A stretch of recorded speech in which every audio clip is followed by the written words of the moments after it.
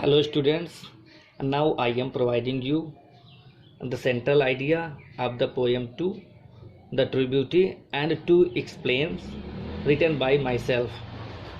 The central idea of the poem is the entitled poem, the tribute, composed by Thomas Carew.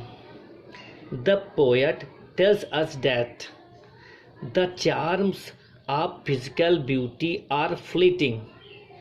They decrease as the time passes, so lover's love for his beloved cools down. Physical beauty is short-lived. It is ruined after a passage of time. Instead of peaceful, firm mind, noble ideas, and harmless desire make tribute. It will never destroy. It will never destroy. They create, उत्पन्न करना, ever lasting love, हमेशा कायम रहना, ever lasting love. So we should condemn physical beauty and divide, DEVOID, divide of these virtues, gentle thoughts, firm mind, and calm desires. We should love the beauty of mind and soul also. तो इस central idea में यही हमें बताया गया है the true beauty में Thomas कैर्यू के द्वारा कि जो फिजिकल ब्यूटी है वो फ्लीटिंग है, क्षणिक है, और इसलिए ये थोड़े समय के पश्चात ख़त्म हो जाती है. इसलिए एक लवर का अपनी बिलवेड के प्रति उसका प्यार कूल डाउन हो जाता है, ठंडा पड़ जाता है. ये एक क्षणिक सुंदरता होती है, ये थोड़े समय के पश्चात नष्ट हो जाती है.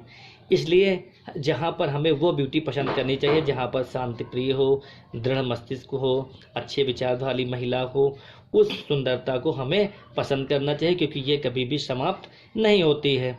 और ये सुंदरता हमें हमेशा एक प्रेमी को उसकी प्रेमिका के प्रति या ए लवर को उसके बिलवेड के प्रति हमेशा उसके प्यार में अट्रैक्ट किए रहती, बनाए रखती है. इसलिए हमें फिजिकल ब्यूटी को डिवाइड कर देना चाहिए, हटा देना चाहिए, कंडेम कर देना चाहिए, बल्कि उसकी जगह हमें beauty of mind, beauty of thoughts and काम डिज़ायर्स को पसंद करना चाहिए. जिसमें आत्मा की सुंदरता हो वही सुंदरता हमें पसंद करनी चाहिए. यही थॉमस कैर्यू ने इस सेंट्रल आइडिया में बताया है.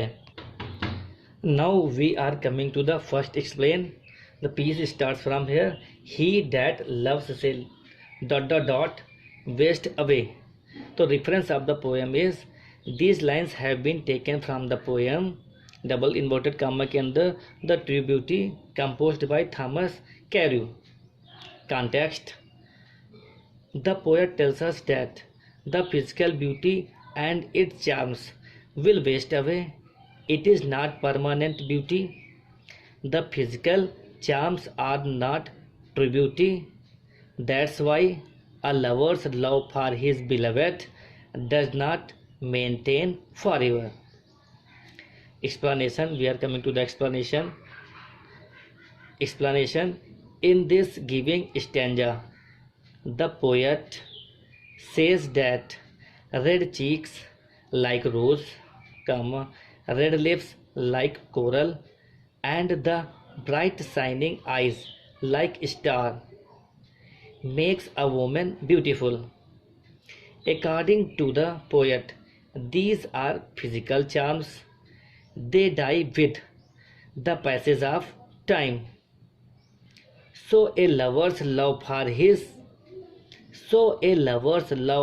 of fire for his beloved,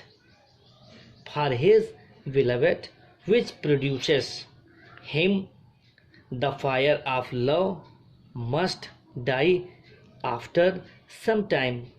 So a man should not be attracted by the physical beauty of a woman.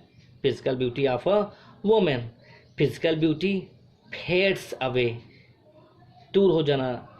At the old as, thus a lover's love also comes to an end। इसके बाद हम लोग इसमें थोड़ा से bottom notes या comments या critical comments भी लिख सकते हैं। इसमें मोस्टली 3 कमेंट्स ही लिखे जाते हैं। First comment is the language LANGUAGE, the language and the style of the poem is very simple and clear. This is the first point. Second point, the figure of speech in this phrase star like eyes is simile. कौन सा figure of speech है इसमें? Simile figure of speech, उपमा अलंकार, simile figure of speech. Third point, the poet glorified, GLORIFIED, glorified this stanza by using metaphor figure of speech in रोजी चीक and coral lip. तो in this stanza there are 2 figure of speech, simile and metaphor, poet has used. Now we are coming to the second stanza for explanation, which is also very important. Second stanza starts with but a smooth से लेकर ... lips or eyes। A difference as the same या as above। Context, in this paragraph या in this given stanza the poet points out that the spiritual beauty is everlasting because it is based on love, not physical beauty। It is based on love, not physical beauty। It is a attachment of heart, mind and soul। The poet awares us, हमें सचेत कर रहा है कि that physical beauty declines when the old age approaches, कि physical beauty क्या है? डिक्लिन्स हो जाती है, खत्म हो जाती है जब ओल्ड एज आने लगती है तब। तो इस पे हमें बता रहा है explanation in this stanza. The poet Thomas Carew says that moral qualities are most necessary for a true beauty. He gives the importance to a lady's virtue. वो किसको इम्पोर्टेंस दे रहा है? ए लेडीज के वर्च्यू को importance दे रहा है। He praises the beauty of mind and soul of a woman। beauty of mind, महिला के माइंड को और आत्मा को ही वो प्रशंसा कर रहा है, प्रेस कर रहा है। He prefers the gentle thoughts, GENTL, सभ्य विचारों को पसंद करता है। peaceful desires, calm and steadfast mind, steadfast mind, दृढ़ मस्तिष्क of a lady than rosy चीक की अपेक्षा वो क्या कर रहा है? वो महिला के दृढ़ मस्तिष्क को पसंद कर रहा है। He prefers the gentle thoughts, peaceful desires, calm and steadfast mind of a lady than rosy cheek. The fire of true love never dies because it is not attach with physical charm and attraction. Physical charm and attraction। It is based on true and real love। It is based on true and real love of a lover। It is based on true and real love of a lover to his beloved। Lover का एक असली प्यार उसकी beloved के प्रति कैसा है? सच्चा होना चाहिए। Pure thought and good intention, एक अच्छा इरादा, are the basic of love. ये क्या चीज़ है? एक लव के बेसिक चीज़ें हैं। Pure thought and good intention.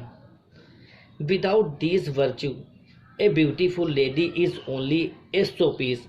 अगर इन चीज़ों के, इन गुणों के बिना एक महिला क्या है? केवल एक शो पीस ही है। Where the beauty of mind, soul, calm desire are not present, जहाँ पर चीज़ें प्रेजेंट नहीं हैं, beauty of mind, soul and calm desire नहीं है, are not present, the poet does not like rosy cheeks, coral lips and star like eyes. He hates physical sweetness. वो physical sweetness से क्या कर रहा है? हेट कर रहा है, उसे पसंद नहीं आ रही ये सभी चीज़ें। क्लियर भी है, इट इज़ क्लियर भी है। और इसमें भी हम लोग क्रिटिकल कमेंट से लिखते हैं these जो पहले जो स्टैंजास के थे वो दोनों पॉइंट्स वही लिखे जाएंगे। इस स्टैंजा में जो है, इस पैराग्राफ जो हमको पोएम का जो स्टैंजा दिया गया सेकंड स्टैंजा में, इसमें metaphor figure of speech has been used in this stanza. In this stanza, metaphor figure of speech has been used. Antithesis has been used by the poets. I despise ... or I suck. In last two line जो last है, I despise, ये line है, I despise lovely cheeks or lips or eyes. In these lines, the poet also used the antithesis figure of speech. Thanks all my students to write down this and learn heartily. Thanks for watching. Okay.